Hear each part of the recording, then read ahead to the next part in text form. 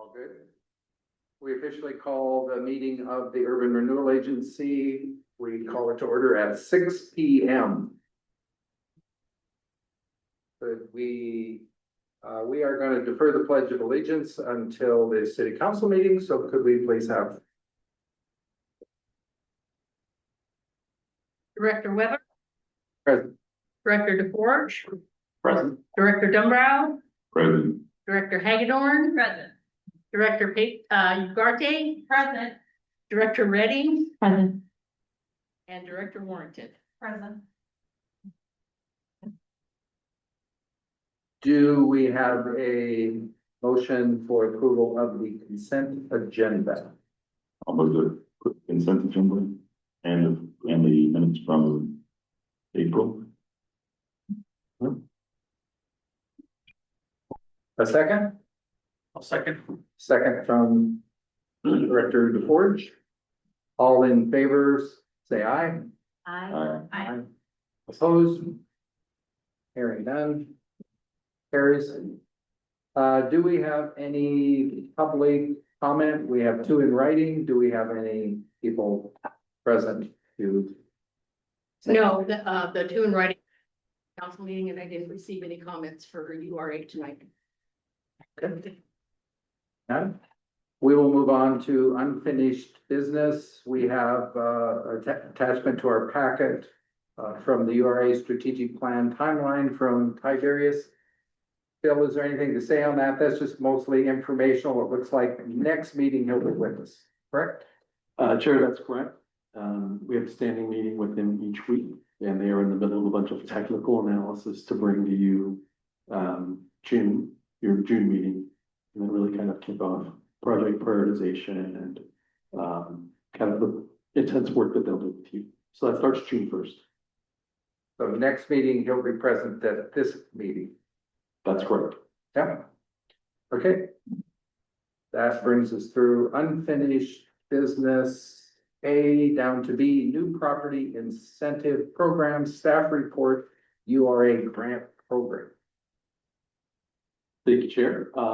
Yeah, and so in your packet, you have what is also admitting people in the meeting. You have what is the framework for a single broad potential new grant program for as a property improvement incentive. As you know, there's only one program right now in existence in place, and that is the new food service tenant improvement program. But it's very narrow. So new to the town, new type of cuisine, sit down dining. And it's been active over the past few years, but we do have a lot of businesses, or property owners and businesses dealing with space in town, that might need some assistance. And so the program description that you have in the packet is really kind of meant to be a rather broad set of things that can be put together into a single program. It's based on a program at Forest Grove and Beaverton, kind of an amalgamation of those two. And it kind of it isn't a specific type of business target. It's really the type of improvements or issues that a property might be having that's hindering it from being a place conducting business.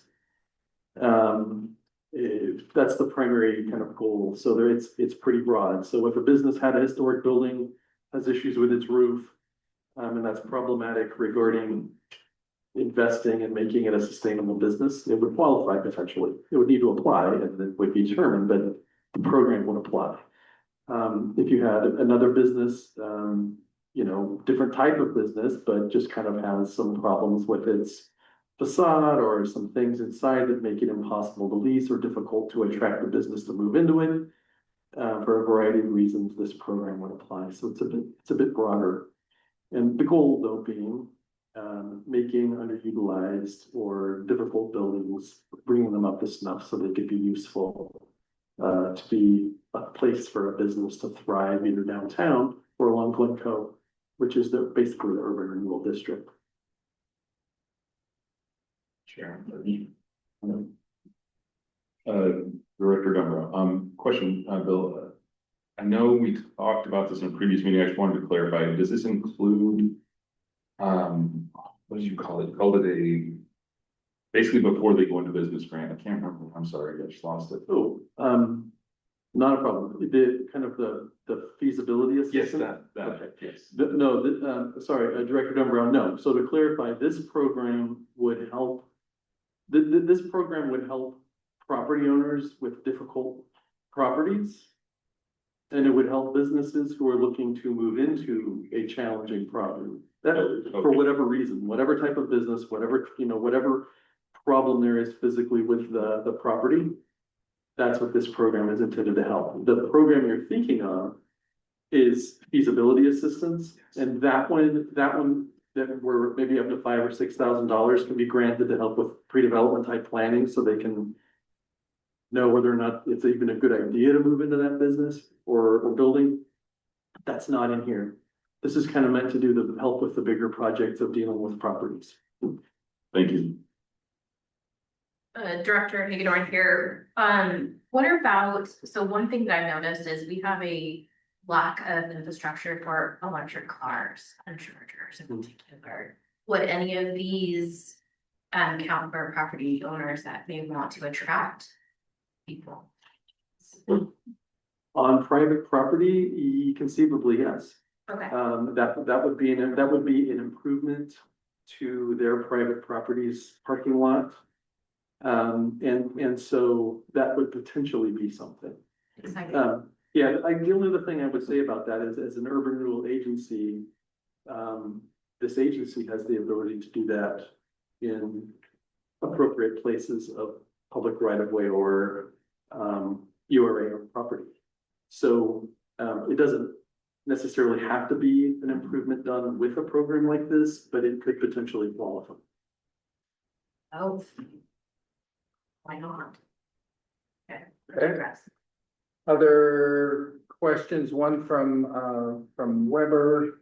You have some measurements, you say defined as within 200 feet of commercial street, those other things.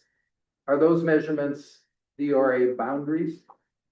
Chair Weber, basically, yes. So long as we're doing projects within that physical boundary, we can spend the money doing it. So when you say the 200 feet, wouldn't it make more sense to say within the URA boundary, that is the URA boundary you're saying? It's the Yes, same just thing. another way of saying. Okay, that's fine. Other questions? What's the goal with this discussion now? Where are we in this process? So I would say that the program that you have, the program description and the application that you have in the packet is 80% ready for prime time. What we were hoping for you to review or discuss is, are there other things in there that you would like to specifically include? As I recall, vehicle charging stations are not called out specifically in the program. But if you would like to include that, if you would like to include certain energy efficiency measures or some things that kind of get very targeted with what you're hoping property owners or businesses moving into properties, what you're hoping to see from them, now's the time to add them, discuss them and add them.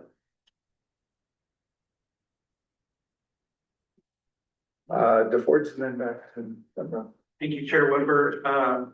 Couple of comments on the grant process. So this is really nice. I'd like to see a role for the board in grant approvals. I didn't see that in here.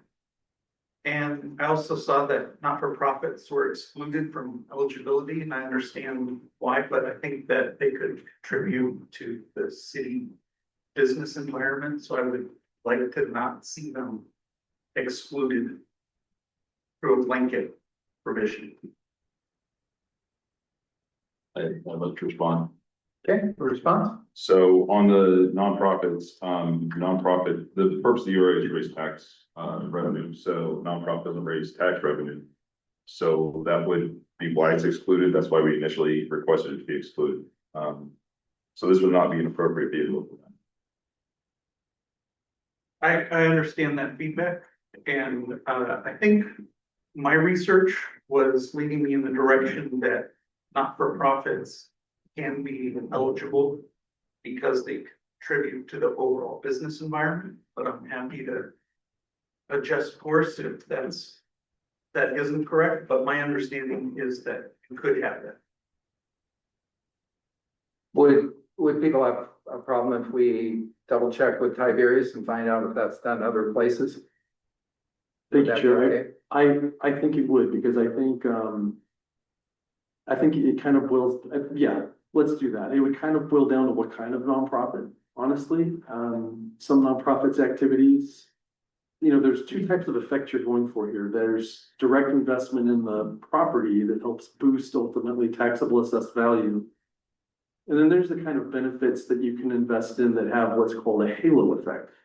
That's why the URA, when it does something, it can put in certain public improvements, like on publicly owned property, vehicle charging stations, because it brings people, or it makes you, or a fountain in front of City Hall makes people come downtown more with their kids. So there are certain things that have secondary or what are called halo effects that make a downtown or an urban renewal district more attractive for businesses and investment. So I think that should be something you hear from the consultants on to kind of give you some best practices guidance on that. So back, what I was really, wanted to say is, I like the idea, in my opinion, of adding the EV for private business. I just caution you, to be very careful on anything public. Maybe that, in my opinion, I would suggest that maybe that's a future discussion, but I would just say moving slow in this area, and because we don't want to invest money until we know there's money to, that we're gonna recoup that money. That'd be my advice personally, just move slow with that. But I do like the idea that Director Hagorn start private. Here. So I have a lot of comments here. Both publicly and privately, we need to really take a serious look at this because it could be, we cry for revenue in the city. This is a serious opportunity. Walmart alone, they see an increase of traffic by 20% by having EVs in their parking lot. That is also a source of revenue. A lot of corporations, this is a standard. I was at the Rogue, in fact, and one of their employees who does not work in the city goes as far as having to charge their EV. And at one point in time, she actually approached me because she thought our EV at the Veterans Park is out of board commission. I confirmed it is in working order, but she was actually charging it at ASML. They have a class 2 charger, which is a faster charger. And here's a surprise. It's not a public charger. She got admonished by some of the security. Our public chargers at the Veterans Place is a type 1, is the equivalent of going and plugging your car into one of these outlets here. It's slow, and we only have 2 of them. Empty location, sorry guys, but in the winter, in the dark, not inviting. We would ideally have these capabilities closer in town. We would want people to clear next to some of our businesses. I think that it's a short-sighted investment, or short-sighted to not have this. In fact, it would pull people and it's a source of revenue. So, and it depends on how we model it. I'm sure that that's something that will be a project, but I think it's short-sighted. It would be a lower hanging fruit. Do we have, I would favor that. Do we have a consensus to move towards developing a way to see if we could do that? There would still be another step before it happens, but bringing that on board in some fashion, are we in agreement to go ahead? I'd be open to more information.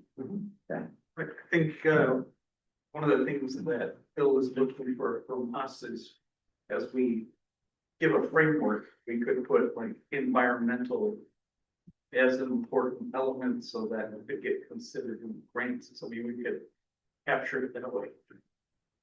Could you guys please speak into your microphones? Having a hard time doing minutes from the recording. This can't direct it, sorry.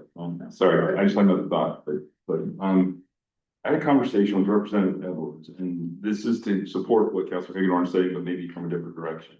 So something this is weird, something that council and the URA may want to consider independently is there's currently, let's call it, a desire at the state level to fund energy projects. So maybe this is not a one way or the other, maybe this is something to look into from multiple angles, which would meet what Councilor Hagedorn is talking about. It would support the URA, and maybe there's a way that we could work through the state to get matching funds. So just a suggestion to the board that maybe it's a yes and, but I would like to see more information, but I'm just saying maybe there's an option there to Councilor or Director DeForge's point. Private property owners need to, I would like to see the ability for private property owners to have the eligibility in this framework. So. I concur. Private or public, it needs to be done. And, if there's a lot of, concerns in the ether about the safety of batteries, if you guys want somebody to come and speak to you guys and do some myth busting on environmental impacts, I happen to be married to somebody who can give you guys a 101 on batteries. Excellent. Would it be possible for city councilors to get Rivians? What? For the Rivian? This is definitely not the That's rails. an attorney question. All right. We'll be conducting an executive session later about that. A practical question. It looked like there was something in here that could affect the ability of a bar to get a grant. Did I read that correctly? Or Yes, bars are typically excluded from, in the examples that we looked at, bars tend to be excluded from. even if they're a bar or restaurant, just because they serve alcohol? No, just strictly speaking, bars. So if they don't have Pure food, bar, if they don't have food. Well, Well, I mean, bars have to have some kind of food in them, but I mean, if it's primarily a bar, what you would think of commonly as a bar, those are commonly excluded. so what are you thinking the distinction is on ours? Are they excluded? I would say no. They're you okay. think, I would think dive bar. It's something where there's, food is not a consideration. It's not where people broadly go in to eat. Plenty of people go to the road for lunch. So I wouldn't, they would qualify. But it's kind of your purely go in, drink, dive bar sort of. Okay. Director Hagedorn here, I think Bill, I want us to run fast with this when we reach a consensus and all the net new additions. Two things that jumped out at me when I saw this was from a process framework. I don't know if what best practice would be recommended by Tiberius, if there's like a ranked scoring thing. That way, it would take maybe some, and I don't know if there's also some automation that we could do from SharePoint, submit forms directly into the website to take some of the weight off of your guys' shoulders when it comes to paperwork. I'm sure that's not fun. And the third thing I would like to see is, what's the go-to-market plan on this? How do we message this, through our, EDC? Can we also task them with socializing this and getting a marketing plan wrapped around this once things are firmed up? Yes, Director Hagedorn, yes, we can work with the EDC on that. I think the chamber would be a very quick and easy partner on this. It would do all of our standard communication channels to get the information out, website, social media, newsletter, that sort of thing. It's not a big town, so there's not a ton of people we have to, that isn't a big lift to reach everybody who might want to be interested in this, in the program or programs. As far as the application process goes, it's a bigger lift for the applicant than it is for staff. We don't get a ton of them, and when we review them, we put the work into it, but it isn't a ton of effort for staff to go through this. And that's why the application is sort of set up the way it is, be very standardized. I think the big thing we look at, honestly, we look at everything, but the big thing we kind of also pay attention to is when they provide the different quotes for the different costs of improvements. We do look into those a bit. So I don't want to give the impression that reviewing an application is a hassle. Takes a little time, but we do it. Can I throw out two other things we were hoping that you all would kind of discuss a bit?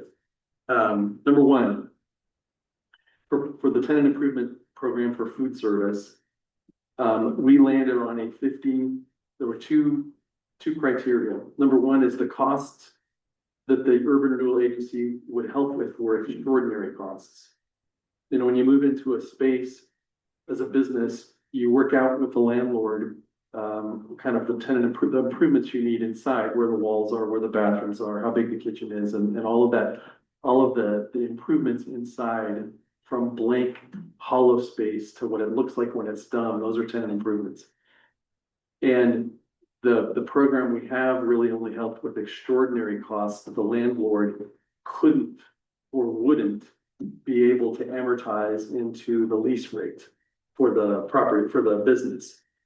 And so the question becomes, are you interested in it being kind of more on the extraordinary cost side? And then if it is more extraordinary or the kind of the higher end costs that you're interested in helping with to get them over the hump, we had a 50% match on those costs.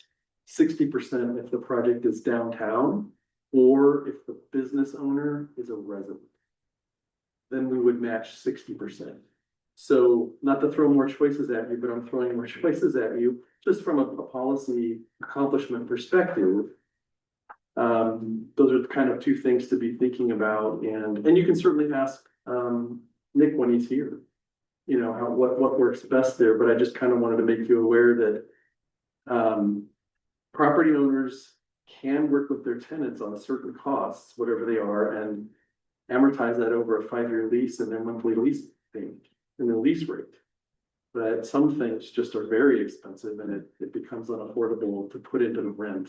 And that's what we focused on with the existing program. So just something to think about I there. like that idea. Hey, feedback, thoughts? Were you gonna say, you're thinking? I'm still thinking. Okay. I would favor the idea, it sounds like you're open to it. This is a wonderful draft, I'm very impressed, but if we could have Tiberius, because they're the experts, look it over. Say, here's a couple thoughts we have, here's one thing you might be aware of, I would really welcome their feedback, and then maybe we have a list like you're saying, what about this, what do you think about that, what do you think, because they're the experts. That sounds Yeah. reasonable. Get there. Please. We're gonna go here Yes. first. Just some things that can, Push. You have to hold down versus like green light, come on. Or not. on to off. There you go. I think Okay, in some council reading, some of my research, when I specifically looked at this part, it said it could disadvantage landlords versus tenants and newer versus established businesses. Just if that is something that could be there, and that it can trigger fairness complaints and political backlash. Director Raymond, correct. So, and that can be a conversation with Nick is here, when Nick is here, if you want to kind of hear if he has any examples of elsewhere. But for instance, with the food service tenant improvement program, one of the big requirements was if you want to qualify, you need to be opening a cuisine that doesn't exist in North Plains. I think one of the difficult things with Melly's was, I think originally when they were thinking of opening, they wanted to do what they know and do well, and that's Mexican food. But we as a URA can't help them with the advantages of a brand new kitchen in a space when La Loteria La Loteria is just across the street, and then the other way across the street is King Torta. And so they went and did kind of do American type pub, gastropub type food, and I think it just didn't ultimately work out because that's not their background. So that's an example of why we have to put in criteria to make sure that we're not helping somebody do something that is a leg up over something very similar that's already here. Just an example. So we'd want to just be careful about that. So how would we put into place guardrails so that doesn't happen? I think the nice thing, Director Redding, about a program like this is it's much more about getting the building or the space into shape that otherwise it wouldn't have happened. And I think we can have some criteria in here that, you know, we don't want to put improvements in place that very directly give, you know, an advantage for this business over something existing. We just kind of put it in what the policy, you know, what the program qualifications are. But at this point, you know, since you're not targeting a type of business per se, but rather you're trying to help some of the properties in town that have their issues, things can be written up in a certain way that kind of help with that. Okay. No, I don't. Oh, sorry. Not at this juncture. There's other things to talk about. I'll make sure you. Thank you. So I just want to come back to something Bill said that stuck with me. And just be curious for the board to consider, things that are, like energy efficient improvements, because especially when you're dealing with historic buildings, the more, in my opinion and experience, the more that we can do, the more longevity we're likely to get, and the more that's likely to raise, you know, the tax-based revenue in the future. So that gives us more options. And it'll also make it a lot easier with the renewal process with the URA, because then we're showing, hey, we're trying to guide this money wise. So just a suggestion to think about. And How would you put that, how would you put that in? I think what Bill was getting at, Bill, correct me if I'm wrong, I think it's, you know, we put a grant, energy efficiency grant, improvement grant or something. What's your thought? I would say that it's a type of project that qualifies for the program. That's what I was- And then we could just kind of drill down, do a little more digging and see what's more common, regarding that. It just seems very common recently, and if you look around in some of the other cities, a lot of them are looking, I mean, we're not gonna go to the point of LEED, but some of the LEED green building initiatives. And whether you're, you know, you want to be environmentally friendly or not, the cost savings, especially current price of energy, is really nice. So it's just something to consider, you know, the board might consider as a way to get more life out of the improvements. I saw something with energy efficiency.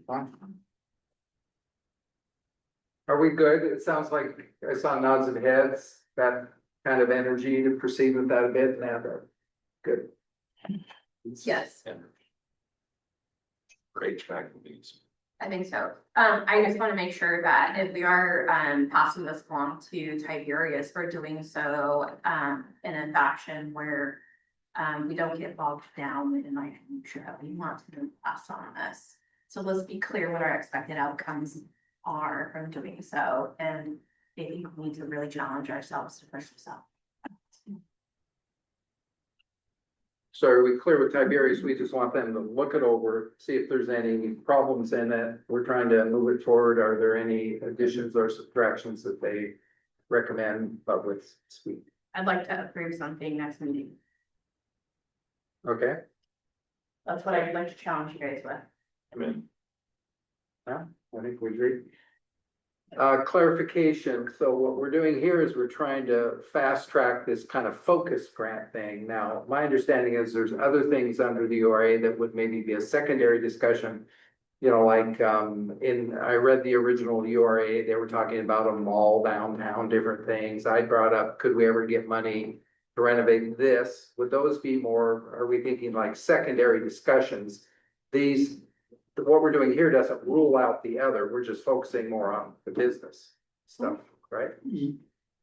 Chair Weber, what we're trying to do with this program is just put a focus on where the properties in town now are unable to be places where business can be conducted.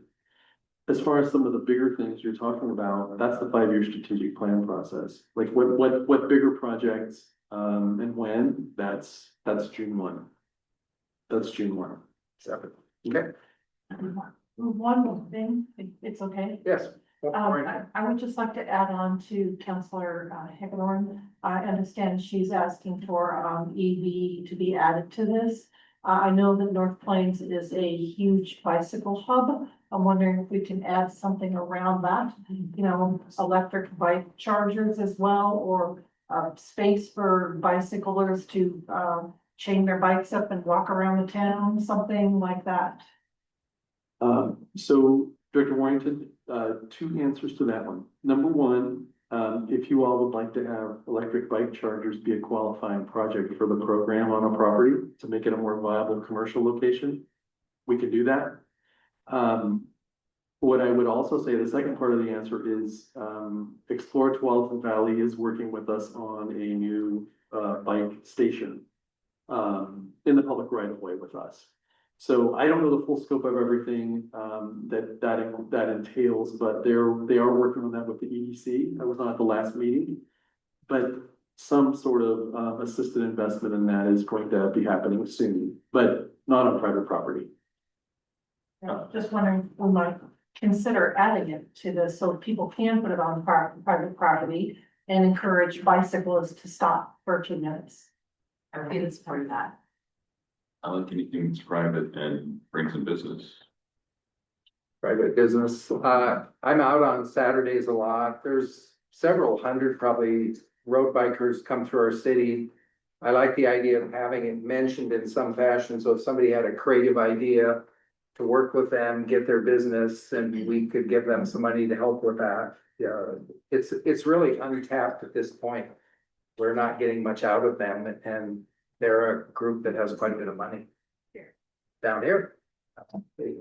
Thank you, Councilor Johnson here. I don't want to derail us too far for the sake of time, but just hearing some of the discussion regarding bikes and EV.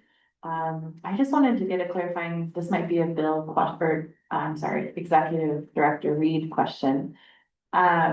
Regarding the parking lot that the city owns, on commercial and the feasibility of making that, you know, a potential spot for EV charging or parking, because I know that's been a resident sentiment, that we received feedback from a few months ago about parking for bicyclists on the weekends is becoming problematic. So, Director Bugarte, you're referring to the parking lot behind the market and last one, okay. Yes, that can be, that can be a project you all identify and prioritize in the 5-year strategic plan, because it would be a public investment. It wouldn't be helping private property improve. What I would tag to that is the Parks Board has discussed, I've prodded them a bit on it, and I think they're interested in exploring that parking lot becoming where the bicyclists park instead of taking Jesse Mays parking when families want to pull up and then unload the kids and play on the playground, or have the birthday party right next and haul the cake to the pavilion. We do have a lot of bicyclists who just park and stay there a long time during the day. And so, from bicyclist parking to bike station to EV charging, that lot is not utilized at all right now. And so I would just, kind of underscore what you're asking, that's an opportunity for a project that kind of accomplishes a few different things. Excellent. Agreed. Excellent. If I'm kind of hearing the energy of the group, it sounds like we would really like the idea. We like this. We like the idea of if there's some small tweaks, but we like that we could approve something at our next month's meeting. If it's okay, if people have something they come up with that they want Tiberius to react to, or the staff, simply submit that in writing to Bill. I think the other thing, if I'm correct, we can get this launched. There can be amendments to this going forward. So this doesn't have to be perfect. I think as Director Hagedorn is saying, let's get this moving, see if we can approve it next meeting, or kind of. Can I be provocative? Is there anything preventing us from approving this today? Director Redding. Director. Just y'all, just. Director Redding, there we go. That would be yours. Yeah, I had a couple questions of, like, what objective scoring system will be used to approve grants? So that we're not there's no rubric, there's no ranking criteria, and there's no weighting in here yet. Am I missing it? It's not in there yet, that's right. That's right. So I would want to see that before I approved it. And then, how do we ensure consistent decisions across applicants? And what protections exist if a project fails or business closes?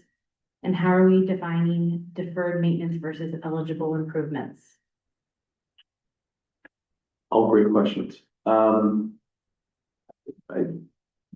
We can talk more about that at the next meeting when Nick is here.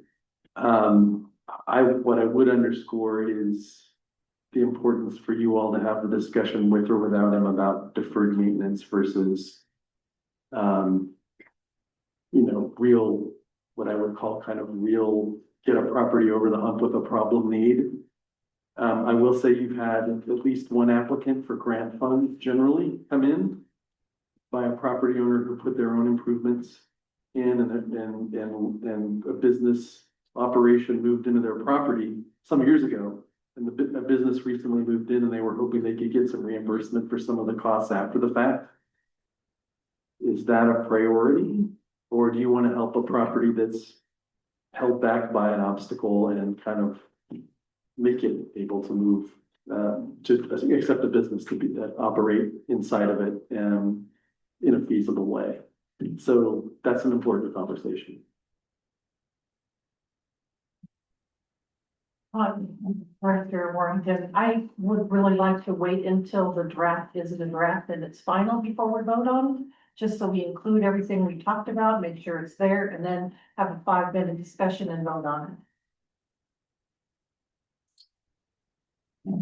Director Weber, I agree with the urgency, but I like the idea of the expert just giving it a eyes on and let us know it looks good, and then we also officially add in these weeks we're talking about, but I agree with the concept, let's get this moving. Others?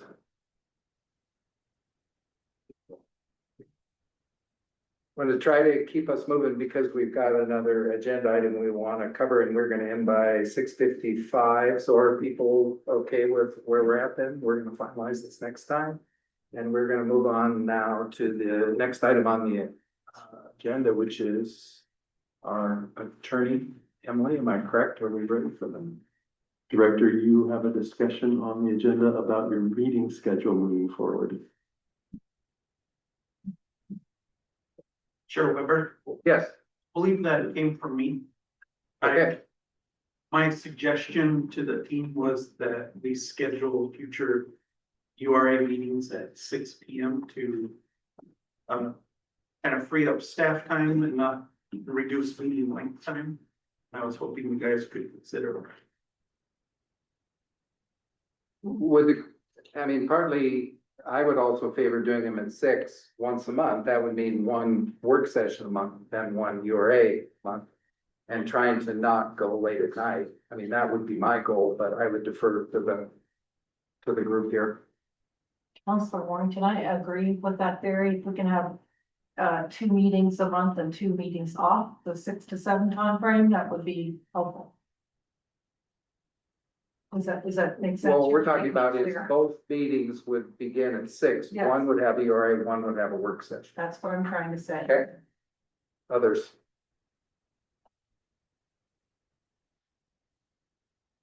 Counselor Ugarte, I just wanted to clarify, Counselor Warrington, were you mentioning we would have a 6 p.m. URA meeting and then 7 p.m. normal city council meeting? Yes. Okay, thank you. I just wanted to make sure I heard you correctly. I don't have it pulled up in front of me immediately, but if my memory serves me correctly, we have scoped out a work session for a majority of our council meetings, maybe through June. So I was just hoping if anyone has it handy, to let us kind of know, what does that look like for the future? I did check prior to coming in our last work session scheduled, it was June 1st. Thank you. Just at this point, the only firm work session we have scheduled is for the 18th. And BEH attorney, SN Onart is going to be here to walk through purchasing rules. a discussion of why city purchasing rules need to be updated and how they could be different options. Beyond that, we have, in the packet, we have suggestions for work sessions moving forward. But that's up to you to say, yep, we want it then, or what we want it then. So that's up in the air for you. Adjourned. Yes. So the purpose of the work sessions are so we have meetings that end on time. We shouldn't be here longer than 8:30 in a regular session. That means, everybody needs to show up prepared and we need to have less, debate. So that means you need to be prepared, state your case, and then move on and not argue the case. So, from the city council perspective, I think I'm trying to cut down the number of work sessions. That means everybody's got to be prepared and we have to have less. You know, you need to be prepared to state your case and then move on, because not everybody's gonna win their perspective. So, I mean, if Bill is on board, I'm fine with us trying to cram, more into council staff reports personally.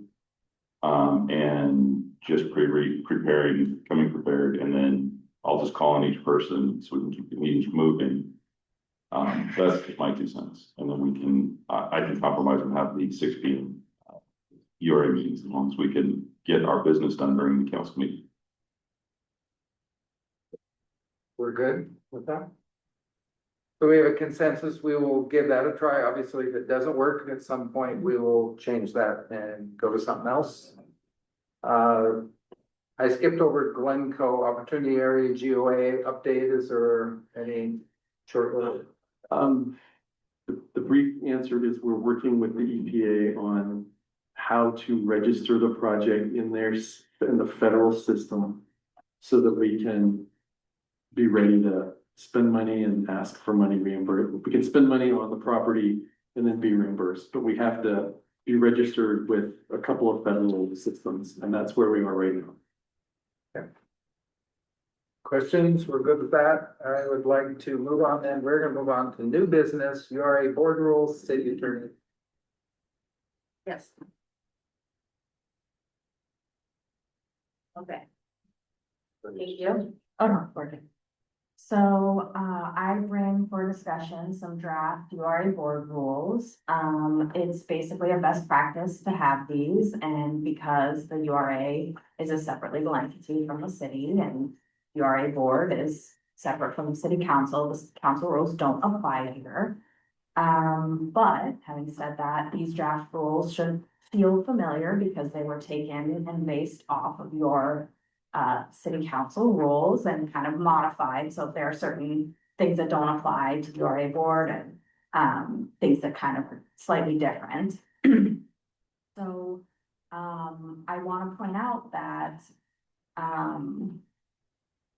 while most URA boards in the state sort of follow the form of government that the city also has in their charter, the city charter, that's not a strict requirement. So if for some reason you want to explore other forms rather than sort of you set the policy, staff, the executive director does the administration, you can explore that. I think if that's something that you have an appetite for, that's for another night. This is for sort of the structure that is most common, is what is here. And I just want to also note that while the sort of council manager policy administration structure is not a strict requirement and is sort of flexible, it's still true that each individual URA board member has no individual authority, right? Your only authority stems from your position on the board. And so unless you are delegated authority to do something, either in the rules or by the consensus of the board, then basically all you can do is show up for the meeting and have a vote and talk here like you are now. You don't have authority to go outside and do stuff. And there's no rules here that say that because that's inherent in the board structure. So this is early and I don't expect you to adopt it today. It's for discussion and conversation. I'm open to hearing, thoughts, modifications, whatever, and questions. Yes. So only modification I have is there's no appointment of chair in the rules. Other than that, it looked almost like council rules, but that was my only feedback was that I just noticed that was missing. Okay, I noticed that was the same, Oh, but a little okay. late, so, same. Fine, I just didn't Yes. want it to slip, that was all. Yep. How did you, I wasn't here when you appointed the chair. So the way it's always been done is we just took a vote at the first, well, actually, first meeting after we had a council or a full board. Okay, The first one of every year. Yeah, the first of the year. That's how it was done. Yeah. I don't know if that's how it's always been, but that's how we do.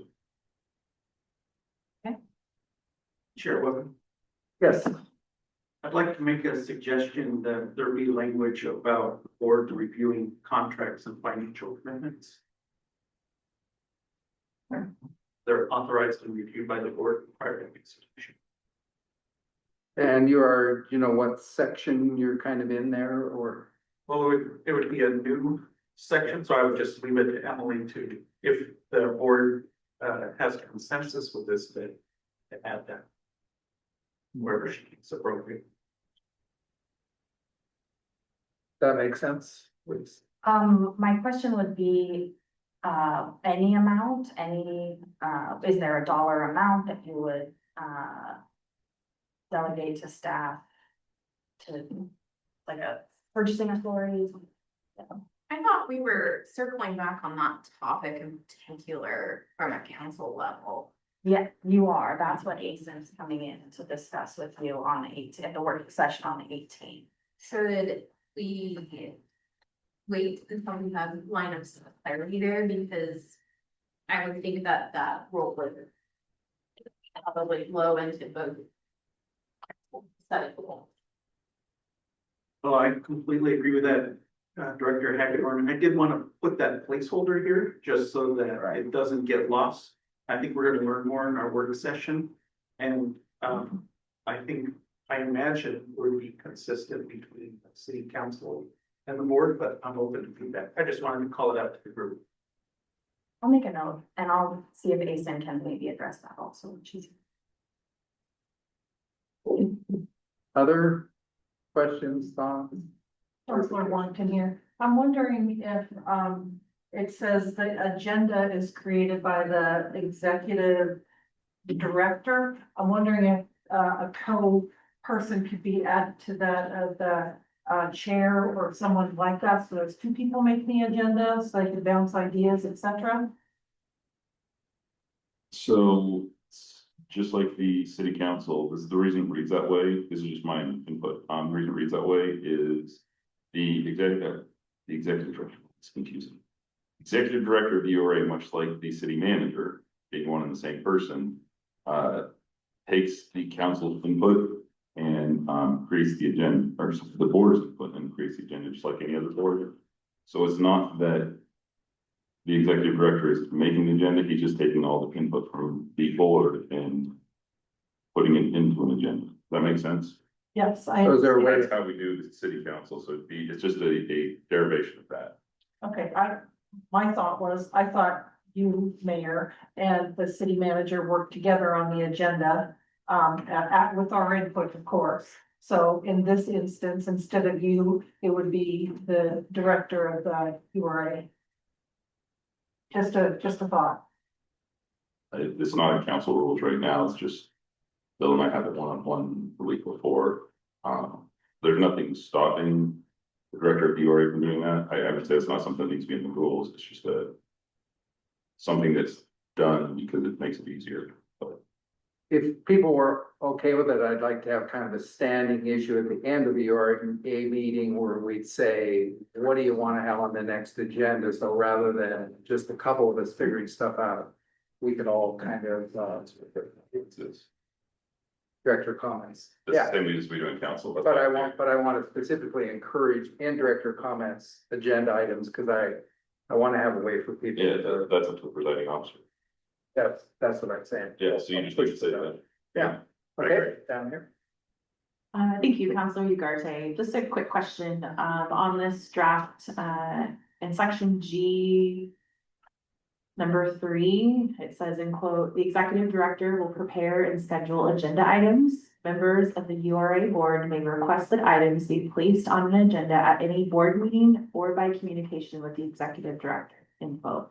And so I just want to clarify, what Counselor or Director Warrington had mentioned of that kind of who's placing that authority there. And the way I'm reading this is that, yes, the executive director is preparing the agenda, but it's also with the direction of any director who makes that communication.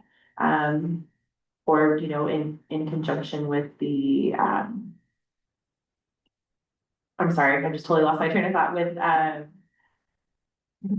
during an actual meeting. And so I still feel like the outlet is available, so I don't know, this language is pretty straightforward in my interpretation. I don't know if anyone else is reading it, but I don't think we need to add something in addition. I agree. Agreed. Okay. Good. Anything else? So explain the process to getting this to the finish line.